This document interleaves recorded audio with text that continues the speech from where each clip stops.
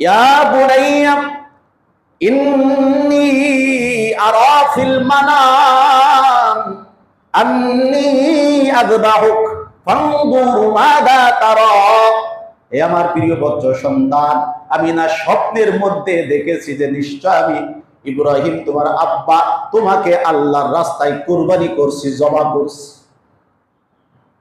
আমি তোমাকে জবা করতে দেখেছি।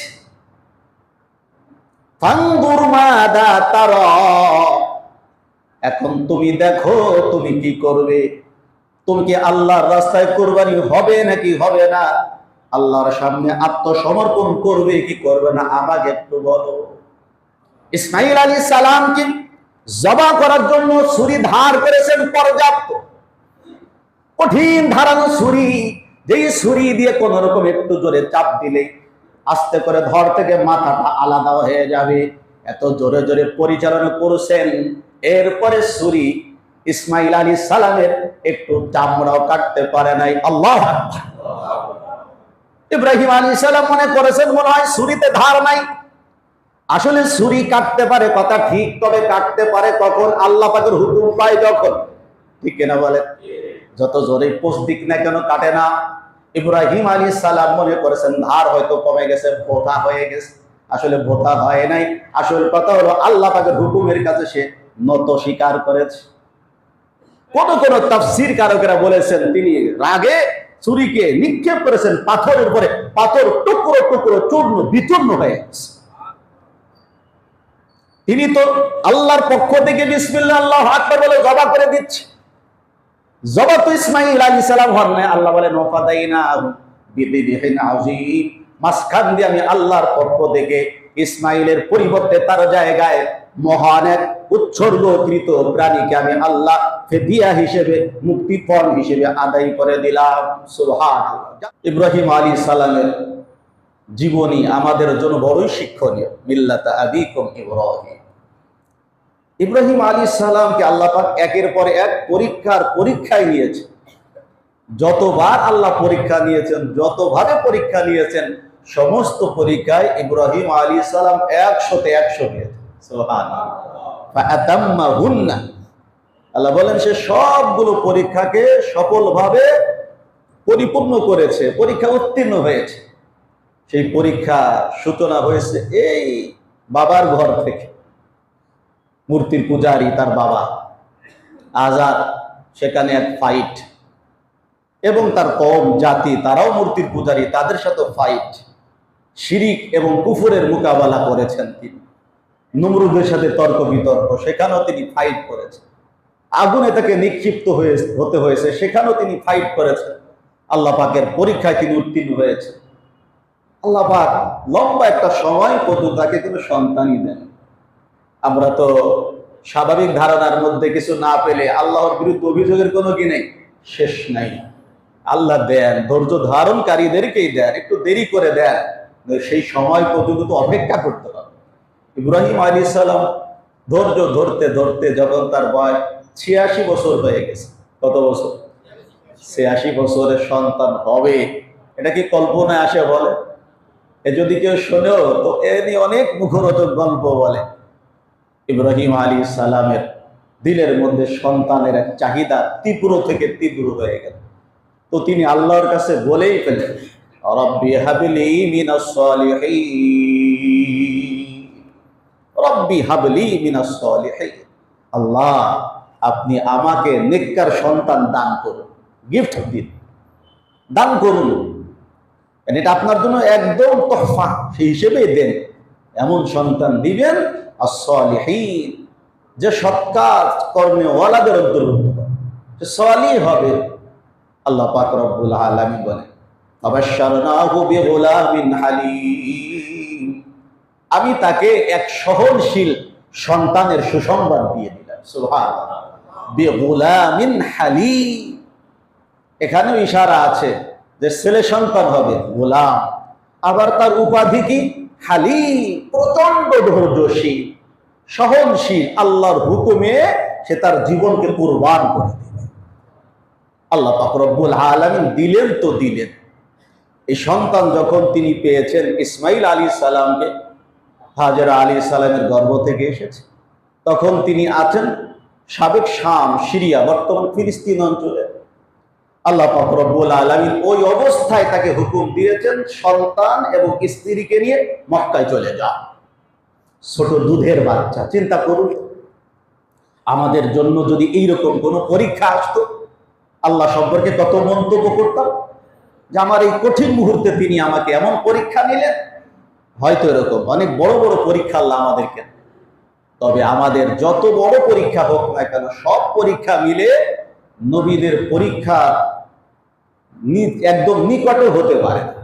কারণ আল্লাহর হুকুম মানতে, শরিয়াতের পথে চলতে সবচেয়ে বেশি পরীক্ষা দিয়েছেন কাদেরকে? আম্বিয়া কেরাম। সুম্মাল আমসালু ফাল আমসালু। অতঃপর যে যত আল্লাহর নিকটবর্তী, আল্লাহ তাকে দ্বীনের পথে চলতে পরীক্ষা অত বেশি এবং বড় করে দেন। সুবহানাল্লাহ। যার কোনো পরীক্ষাই নাই সে তার জীবনে মজাই পাবে না। পরীক্ষা নাই, শুধু পাস। কেমন লাগবে এই অটো পাস? কথা বলেন। পরীক্ষা নাই, শুধু পাস। প্রত্যেক ক্লাসে আপনি উত্তীর্ণ হয়ে গেলেন, আপনাকে একদম হায়ার লেভেলের মার্কশিট দিয়ে দেওয়া হলো, খুব দামি মানের আপনাকে রেজাল্ট শিট আউট করে দেওয়া হলো, আপনি জবও করলেন। তো ওই সময় যদি একজন পরীক্ষায় পাস করেনেওয়ালা থাকে, তো শুধু এতটুকু বলবে আমাদের মধ্যে না অটো পাস আছে, শুধু এতটুকু বলবে। তখন কেমন লাগবে আপনার কাছে? ইব্রাহিম আলাইহিস সালামকে আল্লাহ পাক রব্বুল আলামিন পরীক্ষার জন্য নিয়ে গেছেন মক্কা। বিবি, সন্তান।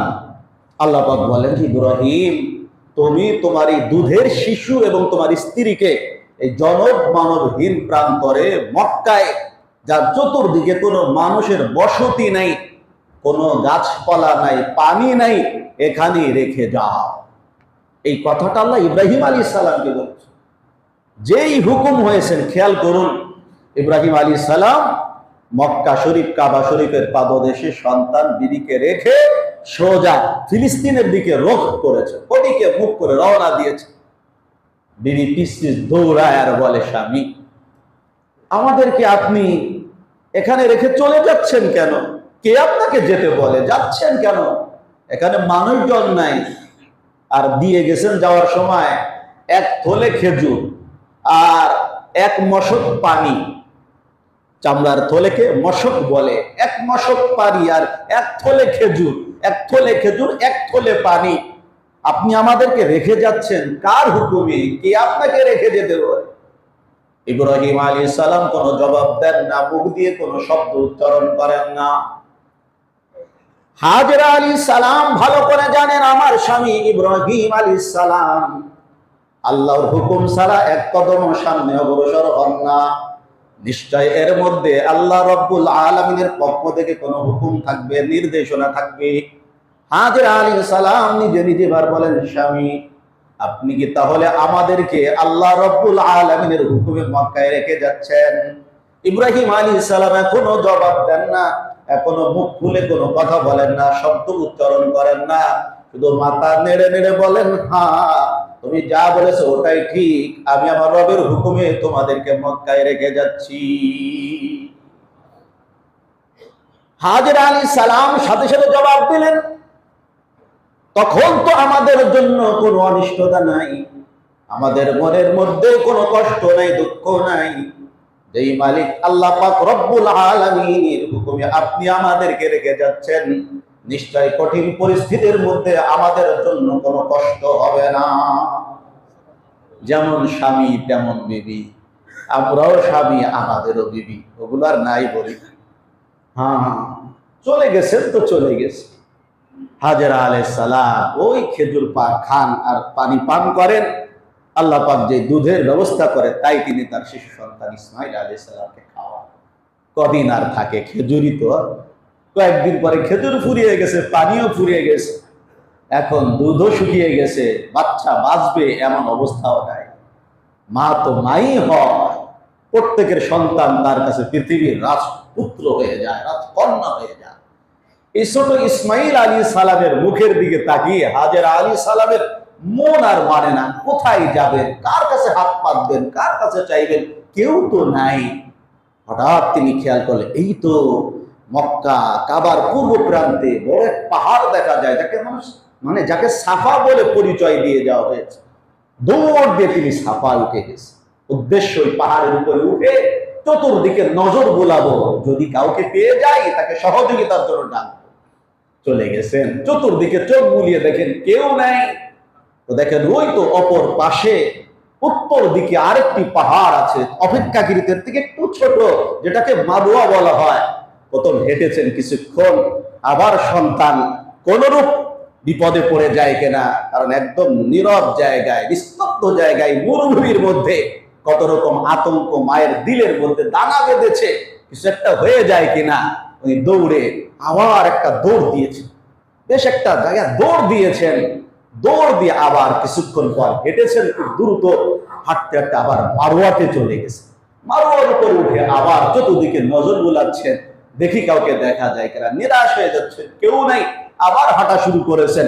সাফার কাছাকাছি আসতে আসতে আবার দৌড় দিয়েছেন, এত লোকজন দেখা যায় কিনা। আবার আর বাচ্চাটা কেমন আছে তাও তো পাহাড় থেকে দেখা যাবে, চোখের দৃষ্টি পড়লো আমার বাচ্চা বেঁচে আছে না মরে গেছে এটা তো বোঝা যাবে। এই যে একবার সাফা থেকে মারোয়া, মারোয়া থেকে সাফা, সাফা থেকে মারোয়া, এই যে হেঁটেছেন, দৌড়েছেন, আল্লাহর কাছে তার এই দৌড়টা এত পছন্দের, এত মাকবুল হয়ে গেছে যে কিয়ামত পর্যন্ত আনে ওয়ালা হাজি হাজিয়া, মুতাবির মুতামেরা, উমরাকারী নারী পুরুষ, হজকারী নারী পুরুষ যেই যাবে এই আমলটাকে আল্লাহ পাক ওয়াজিব করে দিয়েছে। হাঁটবে আর হাঁটবে। যেখানে তিনি দৌড়েছেন পুরুষের জন্য, সেখানে দৌড়ানোটা আল্লাহর পক্ষ থেকে বড় মুস্তাহাব প্রিয় আমল করে দেওয়া হয়েছে। এবং ওই জায়গা দিয়ে দৌড়ানোর অবস্থায় দোয়া করলে আল্লাহ সেই দোয়া কবুল করবেন বলে ওয়াদাও দিয়েছে।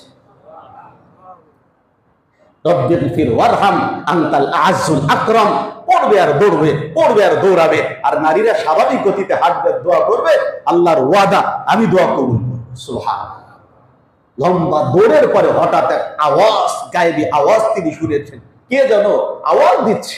আওয়াজ দেওয়ার অর্থ তো আওয়াজ দেনেওয়ালা আছে, আওয়াজকারী আছে, এমনই তো আর আওয়াজ হয় না, নিশ্চয় কেউ আছে বা কিছু আছে।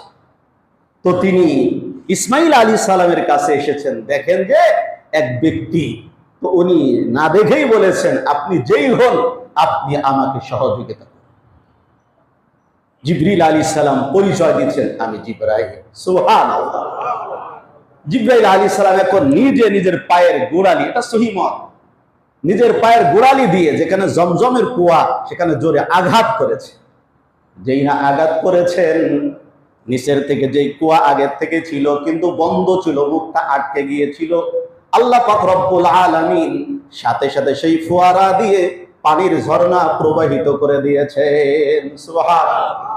হাজরা আলাইহিস সালাম মা তো মনের মধ্যে আবেগ এসে গেছে, না জানি কিছুক্ষণ পরে পানি গড়িয়ে গড়িয়ে জমিনের দিকে চলে যায়, বালু সেগুলো চুষে নিয়ে যায়। তাহলে আমার সন্তান আর আমার জীবন ধারণের জন্য পানিটুকু থাকবে না। তাড়াতাড়ি চতুর্দিকে একটা বাঁধ দিয়েছেন, আটকে দিয়েছেন, পাথর দিয়ে কংক্রিট দিয়ে আটকে দিয়েছেন। অঞ্জলি ভরে ভরে বাচ্চাকে পান করাচ্ছেন, নিজে পান করছেন, আবার মশককে ভরে নিচ্ছেন, থলেকে ভরে নিচ্ছেন। পানি আবার এদিক ওদিকে নালা প্রবাহিত হয়ে চলে যায় কিনা। আম্মা জান মহব্বত এক শব্দ ব্যবহার করেছেন, যে শব্দ আমাদের সকলের মুখস্থ, জামজাম। জাম জাম, থেমে যাও, থেমে যাও, হে পানি তুমি থেমে যাও, থেমে যাও। এই যে জামজাম বলে তিনি শব্দ করেছেন, পানিকে থেমে যেতে হুকুম দিয়েছেন। আল্লাহর কাছে শব্দটা এমন প্রিয় হয়ে গেছে, কিয়ামত কোন আনেওয়ালা প্রত্যেকটা মানুষের কাছে তত শব্দ শুনলে হৃদয়ের মধ্যে আকুলতার ছটফটানি শুরু হয়ে যাবে। তার মধ্যে একটা শব্দের নাম হলো জমজম। পানির ব্যবস্থা হয়ে গেছে। আমাদের নবীজি বলেন, আল্লাহ পাক হাজরা আলাইহিস সালামের পরে দয়া করুন, তিনি যদি পানির বাঁধ না দিতেন, চতুর্দিকে আটকে না দিতেন, আল্লাহ পানির দ্বারা ঝর্ণা, নদী, সাগর বয়ে দিতেন। সুবহানাল্লাহ। হতে পারতো ওই পানির একটা ধারাবাহিকতা আমাদের দেশেও চলে আসতো, কথার কথা।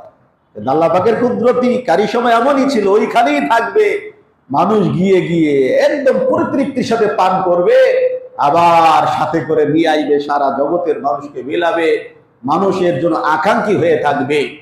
আল্লাহ পাক রব্বুল আলামিন এই সন্তানকে এখানে একদম নির্জন অবস্থায় কুদরতি ভাবে তাকে বড় করতে লাগলেন। পানি থাকে যেখানে, মানুষের বসবাস হয় সেখানে। কি বলেন? এখনো পানির প্রয়োজনীয়তা আগের মতো আছে না নাই? বরং বেড়েছে। একটা বাসা আপনি ঠিক করতে যান, সব আছে, শুধু পানির সাপ্লাই নেই। সব আছে, শুধু পানি আপনাকে দূর কোথাও থেকে ট্যাঙ্কি থেকে তুলে আনতে হবে, যার পরে কিনে আনতে হবে। ওই বাসা আপনি ভাড়া নেবেন? কি বলেন? নিতে চাবেন না যদি অন্য ব্যবস্থা থাকে। আর সবই যদি ওই কোয়ালিটির হয়, সেটা তো নিরুপায় অবস্থা, স্বাভাবিক। পানি না হলে কেউ বাসা ভাড়া নেয়। পানি শুরু হয়ে গেছে, আস্তে আস্তে জনমানবের অবস্থানে এসেছে, মানুষ বসতি স্থাপন শুরু করে দিয়েছে। এই তো এলাকা আবাদ হওয়া শুরু হয়েছে। ইব্রাহিম আলাইহিস সালাম ওই দূর ফিলিস্তিনে, আর বিবি ছেলে কোথায়? মক্কায়। দিলের মধ্যে একটা মায়া কি পরিমাণ লাগে বলেন তো? এখন তো ফোনের যুগ, বিদেশে যারা যায় বা দূর অঞ্চলে থাকে, জেলা থেকে আরেক জেলায় ভিডিও কলে অডিওতে কথা বলা যায়, দেখা যায়, কত ব্যবস্থা, ফোন আছে। কি বলে? প্রতি মুহূর্তে খবর নেওয়া যায়। একটা সময় আপনারা যারা বিদেশে আগে থাকতেন, তখন আর এই ফোনের যুগ ছিল না, বরং তখন ওই রেকর্ড করে ফিতা পাঠাতে হতো, ছিল না এক সময়? আমি গ্রামে দেখেছি, আমাদের এলাকায় যারা আগে বিদেশ গিয়েছে, এই রেকর্ড করে ফিতা পাঠাতেন। ওই অডিও সকলে পরিবারের মিলে মিলে শুদ্ধ। তা কাউকে দেখতাম মুখটা গোমরা করে বসে আছে। তুই মুখ গোমরা করে বসে আছে কারণ, আরে আধা ঘন্টা হইলো আমার কথাই এখনো বলেনি। আধা ঘন্টার মধ্যে বাবা কেমন আছে, দাদা কেমন আছে, দাদি কেমন আছে, পর্ব পর্ব চলতেছে। আমি যে তার ছেলে, আমি যে তার ছোট্ট মেয়ে, আমার কথা যে বলে না, হঠাৎ করে বলে কি খবর মামনি, কেমন আছো, আমার কথা এসে গেছে। এরকম একটা যুগ ছিল। এ বলে ঠিক না? চিঠিতে মানুষ খবরাখবর নিত, ফ্যাক্স তো ছিল না তখন। গ্রামে হয়তো এক দুজন ভালো চিঠি লিখতে পারত, তার কাছে মানুষ আসতো যে ভাই আমাকে একটা চিঠি লিখে দেন। বা এখন তো চিঠিতে কি লিখছে, তো কোন চিঠির এক অংশে আলহামদুলিল্লাহ, কোন অংশে ইন্নালিল্লাহ, কোন অংশে সুবহান আল্লাহ, কোন অংশে রাগ, কোন অংশে মোহাব্বত, এগুলো ছিল। ঠিক না বলেন? ইব্রাহিম আলাইহিস সালাম এই বুড়ো বয়সে সন্তান পেয়েছে, 86 বছর বয়সের সন্তান। জন্মের পরে রেখে যেতে হচ্ছে কোথায়? মক্কায়। বছরের পর বছর চলে যায়, আল্লাহর হুকুমও হয় না, তিনি তার সন্তান স্ত্রীর চেহারা দেখার সুযোগও পান না। ইসলাম এমনই, নিজের জীবন কুরবান করে দিতে হবে আল্লাহর জন্য। নিজের স্বাদ আহ্লাদ, নিজের সুখ যদি পুরাটাই আমরা মুসলমান বিসর্জন দিতে পারি, তাহলেই কেবল দুনিয়াতে শান্তি, ইসলাম প্রতিষ্ঠা হওয়া সম্ভব। ইব্রাহিম আলাইহিস সালামকে আল্লাহ পাক এখন হুকুম দিচ্ছেন, ইব্রাহিম তোমার যে সন্তান ইসমাইল, সেটা তো বেশ বড় হয়েছে, এখন বেশ বড় হয়েছে, বড় তো হয়ে গেছে। স্বপ্নের মধ্যে আদেশ এসেছে, ইব্রাহিম আমি তোমার রব আল্লাহ বলছি, তোমার কাছে সবচেয়ে প্রিয় যেই বস্তু আমার রাস্তায় কুরবানি। খেয়াল করেন তো, 86 বছর বয়সে সন্তান পেয়েছে। আর নবীদের স্বপ্ন ওহী। নবীদের স্বপ্ন কি? ওহী। স্বপ্নের মধ্যে যে আদেশ হয় জাগ্রত অবস্থায় মানা যেমন তাদের জন্য অত্যাবশ্যকীয় ছিল, ঘুমন্ত অবস্থায় আল্লাহর পক্ষ থেকে যে প্রত্যাদেশ ওহী আসতো, এটাও মানা তাদের জন্য জরুরি ছিল। প্রিয় বস্তু কুরবানি করো। তাফসীরে এসেছে, ঘটনায় পাওয়া যায়, তিনি 1, 2, 3 দিন 100 করে উট ইত্যাদি পশু কুরবানি করেছে। আবারও আল্লাহর পক্ষ থেকে একই স্বপ্ন, ইব্রাহিম তুমি আমার কাছে, তোমার কাছে সবচেয়ে প্রিয় যেই বস্তু সেটা কুরবানি করো। ইব্রাহিম আলাইহিস সালামের এখন আর বুঝতে বাকি নেই যে এই প্রিয় বস্তু মানেই হলো আমার সন্তান ইসমাঈল। আল্লাহ আকবার।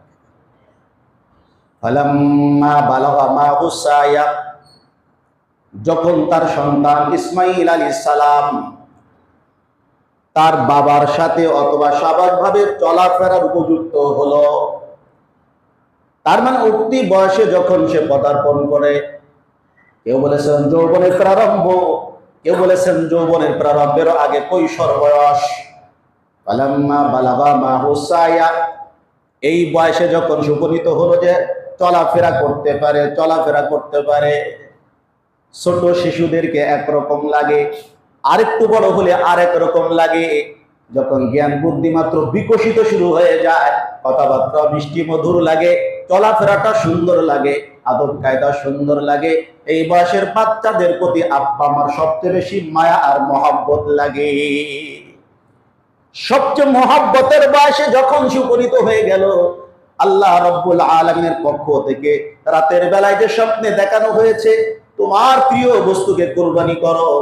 ইব্রাহিম আলাইহিস সালাম খেয়াল করলেন, আমি তো আল্লাহর হুকুম মানার জন্য 100 ভাগ রাজি। আমার যে সন্তানকে আল্লাহ পাক রব্বুল আলামিন ইশারায় ইঙ্গিতে কুরবানি করতে বলেছেন, সে আমার আল্লাহর হুকুম মানতে কতটুকু রাজি একটু দেখি, একটু তাকে আমি বাজিয়ে দেখি, পরীক্ষা করি। এর মানে এই ছিল না যে ইব্রাহিম আলাইহিস সালাম ইসমাইল আলাইহিস সালামের সাথে পরামর্শ করবেন, সে রাজি হলে কুরবানি করবেন, নতুবা করবেন না। বিষয়টা এমন না, সে রাজি হলেও কুরবানি করতেন, না হলেও কুরবানি করতেন। এই হলো তার মানসিকতা। কিন্তু তার সন্তান আল্লাহর জন্য কতটুকু প্রস্তুত, এটা পরীক্ষা করার জন্যই তিনি সন্তানের কাছে গেছেন। ইয়া বুনাইয়া ইন্নী আরা ফিল মানাম আন্নী আযবাহুক ফানজুর মাযা তারা। হে আমার প্রিয় বৎস সন্তান, আমি না স্বপ্নের মধ্যে দেখেছি যে নিশ্চয় আমি ইব্রাহিম তোমার আব্বা তোমাকে আল্লাহর রাস্তায় কুরবানি করছি, জবা করছি। আমি তোমাকে জবা করতে দেখেছি।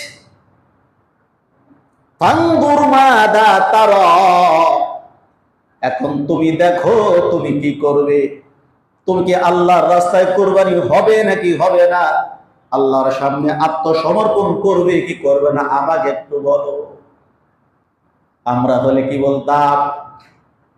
উল্টা আমি তারে জবা করতে চাইতাম, ঠিক না? আয় তোরে কুবামু, কথা বলেন না? আমি বলি আসো আব্বু জুমা পড়তে যাই, তুমি যাও। এমন যুগ এসে গেছে নাকি? বলে ভালো কথা বললো সন্তান ভালোভাবে নেয় না। আল্লাহ আমাদের সন্তানদেরকে সুসন্তান বানাও, বলে না আমি। আল্লাহ সকলের ছেলে মেয়েকে চোখের শীতলতা বানিয়ে দেয়, বলে না। সবচেয়ে বেশি দোয়া আমি আপনাদের থেকে আপনাদের সন্তানদের জন্য। আপনারা তো একটা বয়সে চলে এসেছে, ভালো হবেন ইনশাল্লাহ, না হয়ে যাবেন কোথায়? বয়স যত ঘাটিতে ভালো হওয়া তত সহজ, কথা বলেন না? অনেক কিছু আপনি নিজেই বুঝবেন যে ইয়ং যারা উঠতি বয়সের, এদের তো এখন নবযৌবন, অনেক কিছু বুঝে না। এজন্য আমরা এদের জন্য বেশি দোয়া করি, আল্লাহ যেন এদেরকে সঠিক পথে এনে ফেলেন, আমিন। আল্লাহু আকবার। আল্লাহ জবাবটা, উত্তরটা প্রকাশ করে দিয়েছেন যে ইসমাইল কেমন সন্তান ছিলেন। আমি যে বলছি ফারাশশারনাহু বিগুলামিন হালিম, আমি তাকে এক সহনশীল সন্তানের সুসংবাদ শোনাচ্ছি। কেমন সহনশীল, কেমন ধৈর্য ধারণকারী।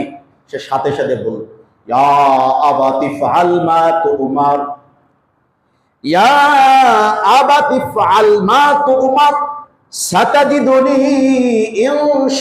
ইনশাআল্লাহু মিনাস সাবিরিন। বললেন সন্তান, ইয়া আবাতি, হে আমার সম্মানিত পিতা, ইফআল মা তুমার, আপনি যা আদিষ্ট হয়েছেন তা আপনি করে ফেলুন। সুবহানাল্লাহ। আল্লাহর পক্ষ থেকে আপনাকে যে নির্দেশ দেওয়া হয়েছে আপনি পালন করে ফেলুন, দেরি করবেন না। আর আমার বিষয়টা নিয়ে কোনো চিন্তা করবেন না। সাতাজিদুনি ইনশাআল্লাহু মিনাস সাবিরিন, অতি সত্বর আপনি আমাকে ধৈর্য ধারণকারীদের মধ্য থেকে একজন পাবেন। সুবহানাল্লাহ। আল্লাহ পরবর্তী ঘটনা বলেন, ফালাম্মা আসলামা ওয়া তাল্লাহু লিল জাবিন, ফালাম্মা আসলামা, অতঃপর ইব্রাহিম ও ইসমাইল, ছেলে এবং মেয়ে উভয়ই, ছেলে এবং বাবা উভয়ই যখন আল্লাহর হুকুমের সামনে নত স্বীকার করলো, নতি স্বীকার করলো, আত্মসমর্পণ করলো, আব্বা জবা করতে আর সন্তান জবা হতে সম্পূর্ণ প্রস্তুত হয়ে গেল। আল্লাহ রাব্বুল আলামিন বলেন শুধু তাই না, ওয়াতাল্লাহু লিল জাবিন, ইব্রাহিম তার সন্তান ইসমাঈলকে উপর করে কাত করে শুইয়ে দিলেন। সুবহানাল্লাহ। শুধু মানসিকভাবে প্রস্তুত না, ফিজিক্যালি প্রস্তুতিও হয়ে গেল। আল্লাহ পাক রব্বুল আলামিন নিজে বলেন ওয়াতাল্লাহু লিল জাবিন, ইব্রাহিম আলাইহিস সালাম তার সন্তানকে উপর করে কাত করে শুইয়ে দিলেন, যেভাবে শুইয়ে দিলে শুধু ছুরি চালানো বাকি থাকে। এর পিছনে অনেক হিকমা আছে, আল্লাহ ভালো জানেন। তবে বলেছেন ঐতিহাসিকেরা, এখানেও ইব্রাহিম আলাইহিস সালামকে ইসমাইল আলাইহিস সালাম পরামর্শ দিয়েছিলেন, আব্বা মুখটা আপনার দিকে না দিয়ে আমাকে উপর করে শুইয়ে দেন, আমি আপনার সন্তান, তো মায়া লাগতে পারে। সুবহানাল্লাহ। মায়াটা যেন না লাগে, উপর করে দেন, তাহলে মায়া থাকবে না। কেউ কেউ বলেছে আল্লাহ বলেন, আমার তো আসলে উদ্দেশ্য ইসমাইলকে জবাই করা ছিল না। আমি দেখতে চেয়েছিলাম আমার ইব্রাহিম আমার হুকুম মানতে কতটা রাজি, আমার ইসমাইল আমার সামনে কতটা নত হতে রাজি।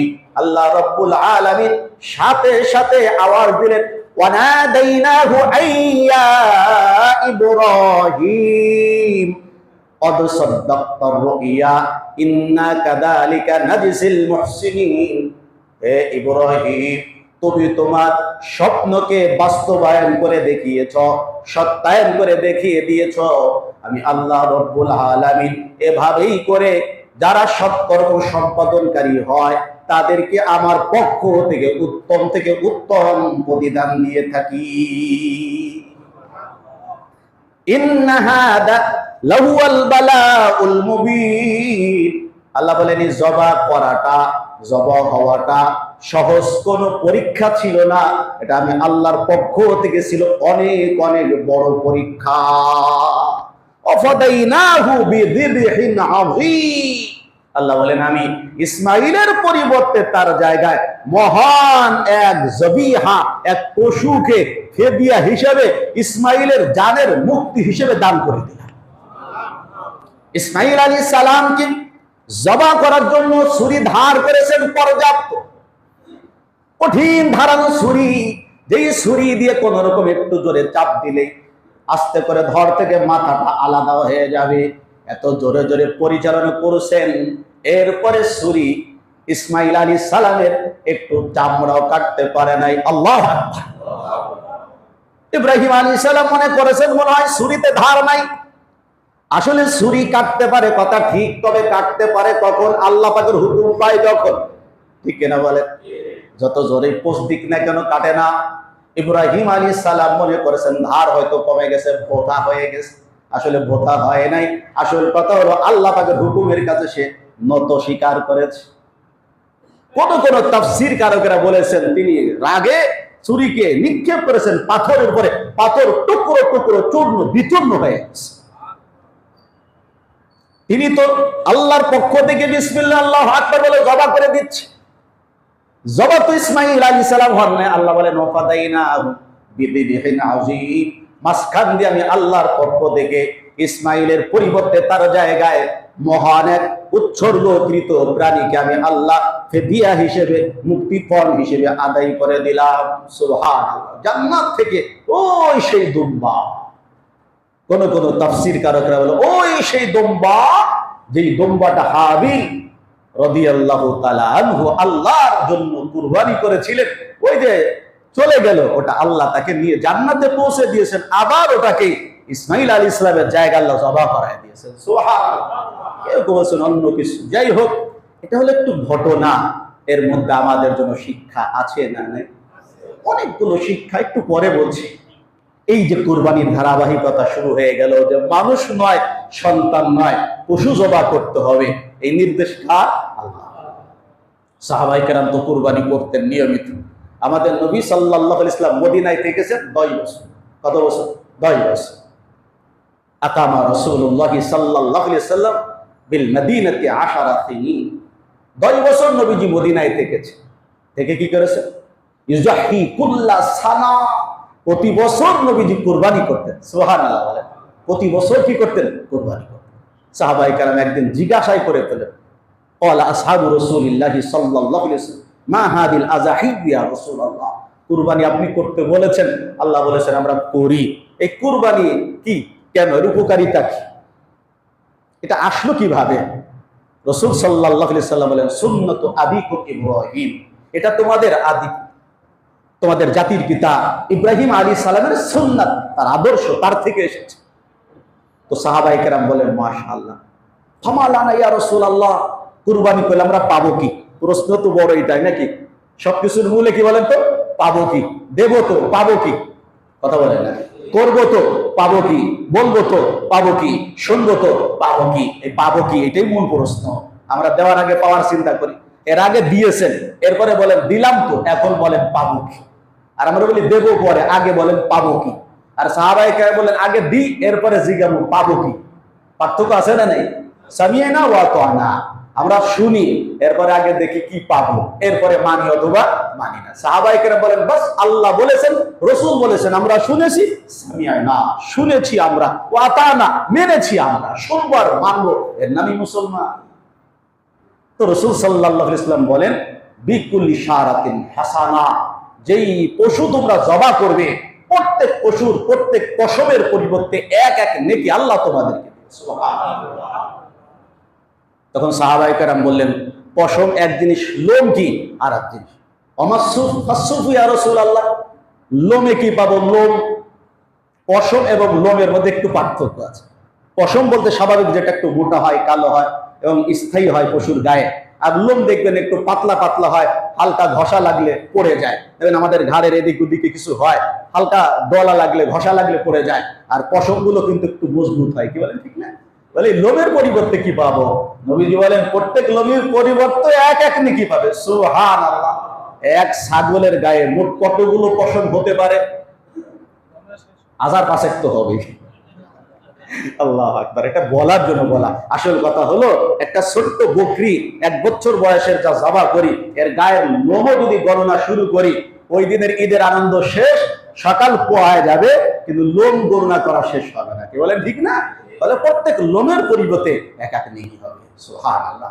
রাসূল সাল্লাল্লাহু আলাইহি ওয়াসাল্লাম অন্য হাদিসের মধ্যে বলেছেন, আল্লাহু আকবার কাবীরা, আল্লাহর কাছে কুরবানির দিবসে, কুরবানির দিন 3 দিন, 10, 11, 12 জিলহজ, এই 3 দিনের মধ্যে কুরবানির দিবসে আল্লাহর কাছে, আল্লাহর জন্য, আল্লাহর সন্তুষ্টির জন্য পশু জবাহ করা, কুরবানি করার থেকে অধিক প্রিয় আমল আর নাই। সুবহানাল্লাহ।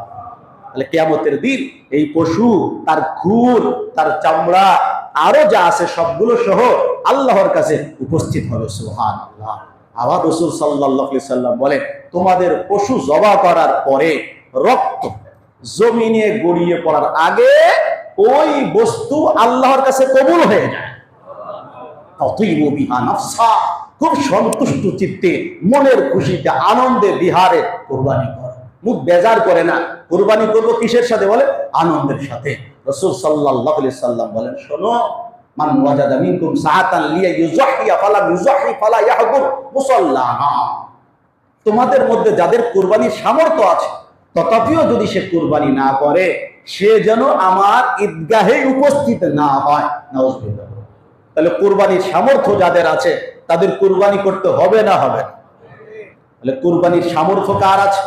সহজ জবাব, 10, 11, 12 জিলহজ, এই 3 দিনের যে কোনো দিনে যার কাছে 7.5 ভরি স্বর্ণ অথবা 52.5 ভরি রূপা, অথবা উভয়টা মিলালে 52.5 ভরি রূপার যে মূল্য, এই পরিমাণ অর্থ যার কাছে উদ্বৃত্ত অতিরিক্ত থাকবে, এই 3 দিন আগে ছিল না, 3 দিনের মধ্যে কোন একদিন এসেছে, আবার পরের দিন নাই হয়ে গেছে, তার উপরে কুরবানি ওয়াজিব। কুরবানি কি বলেন? ওয়াজিব, করতেই হবে। বড় ইয়া দেখে 2.5 লাখ টাকা দিয়ে কিনতে হবে, এটা জরুরি না। আপনার সামর্থ্য যেমন, আপনি সেভাবে কুরবানি করুন। বড় প্রাণীতে 7 ভাগের 1 ভাগ উট, মহিষ, গরু, এর মধ্যে 7 ভাগে কুরবানি করা যায়। ছোট প্রাণী, বকরি, ভেড়া, দুম্বা, এগুলোর মধ্যে একজনই, একাধিক না। অবশ্যই এদের বয়স 1 বছর হতে হবে। ছোট প্রাণীর, ভেড়ার ব্যাপারে শুধু পাওয়া গিয়েছে, যদি 6 মাসে এত নাদুস নুদুস হয় যে বড় 1 বছরের প্রাণীর মধ্যে ছেড়ে দিলে ওকে 1 বছর বয়সী মনে হয়, এমন ভেড়া দিয়ে কুরবানি করা যায়। কিন্তু ছাগল যতই নাদুস নুদুস হোক, 1 বছর থেকে 1 সেকেন্ডও যদি কম থাকে, এই বকরি, ছাগল দিয়ে কুরবানি করা যায় না। গরু হলে 2 বছর, উট হলে অন্তত 5 বছর হতে হয়, এগুলো আমরা সবাই জানি। তাহলে আমরা আমাদের সামর্থ্যের মধ্যে সবাই কুরবানি করব তো ইনশাআল্লাহ। কুরবানির উদ্দেশ্য কি থাকবে? আল্লাহকে সন্তুষ্ট করা। লা ইয়ানালাল্লাহ লুহুমুহা ওয়ালা দিমাউহা ওয়ালাকি ইয়ানালুহুত তাকওয়া মিনকুম। আল্লাহ বলেন, কখনোই তোমাদের গোশত, তোমাদের রক্ত আল্লাহর কাছে পৌঁছে না। পৌঁছে নাকি? গোশত আমরা খেয়ে ফেলি, রক্ত আমরা ধুয়ে প্রবাহিত করে ড্রেনে বিভিন্ন জায়গায় ফেলে দেই। আল্লাহ বলেন, একমাত্র তোমাদের থেকে পৌঁছে যেটা, তার নাম হলো তাকওয়া। যারা বলেন কি? তাকওয়া। আজকে ফজরের তেলাওয়াতে ইমাম সাহেব তেলাওয়াত করেছেন না, তাযাওয়াদু ফা ইন্না খায়রাজ যাদিত তাকওয়া, তোমরা পাথেয় সঞ্চয় করো। জীবনে যত পাথেয় পুঁজি সঞ্চয় করেছো, এই পুঁজির মধ্যে শ্রেষ্ঠ পুঁজি হলো তাকওয়া। শ্রেষ্ঠ পুঁজি কি বলেন? তাকওয়া। যেই পুঁজি দুনিয়াতে চলে, আখিরাতের মধ্যে চলে। আর অন্যান্য পুঁজি কিন্তু এক জায়গায় চলে তো আর এক জায়গায় কি চলে না। দুনিয়ায় চলে তো আখিরাতে কি হবে? অচল হয়ে যাবে। তাকওয়া মাত্র পৌঁছে। আল্লাহু আকবার কাবীরা। আল্লাহ আমাদেরকে বলেছেন, কুল ইন্না সলাতি ওয়া নুসুকি ওয়া মাহইয়ায়া ওয়া মামাতি লিল্লাহি রাব্বিল আলামিন। হে নবী, আপনি বলুন, ও আমার বান্দা বান্দি তোমরা বলো, নিশ্চয় আমার নামাজ, আমার কুরবানি, আমার জীবন, আমার মরণ একমাত্র জগৎ সমূহের যিনি রব তার জন্য। সূরা কাউসারের মধ্যে পড়ি, ফসল্লি লিরাব্বিকা ওয়ানহার। এই আয়াত কুরবানি ওয়াজিবের আয়াত। ফসল্লি লিরাব্বিক, আপনি আপনার রবের জন্য সালাত কায়েম করুন, নামাজ। ওয়ানহার, এবং কুরবানি করুন। উট যেহেতু নহর করতে হয়, দাঁড়ানো অবস্থায় তার পাজরে বর্ষা ইত্যাদি দিয়ে আঘাত করলেই রক্ত যখন প্রবাহিত হয়ে বের হয়ে যায়, এটাই উটের জন্য কি বলেন? কুরবানি। এদের গলা কাটা লাগে না, যদি কেউ কাটে সেটা আলাদা। পাজরে যদি খঞ্জর মেরে, বর্ষা মেরে ছিদ্র করে ওর মধ্যে যে প্রবাহিত রক্ত থাকে, এটা যদি বের করে দেওয়া যায়, তখন নিস্তেজ হয়ে পড়ে যায়, তখনই কুরবানি হয়ে যায়, জবা হয়ে যায়। অনহা, এবং তোমরা কি করো? কুরবানি করো। এখানেও কিন্তু আল্লাহ বলেছেন লি রব্বিকা, আই লি রব্বিকা, আপনার রবের সন্তুষ্টির জন্য নামাজ পড়ুন, রবের সন্তুষ্টির জন্য কুরবানি করুন। তাহলে আমাদেরকে আল্লাহ পাক যাদেরকে সামর্থ্য দিয়েছেন, কুরবানি করব তো ইনশাআল্লাহ।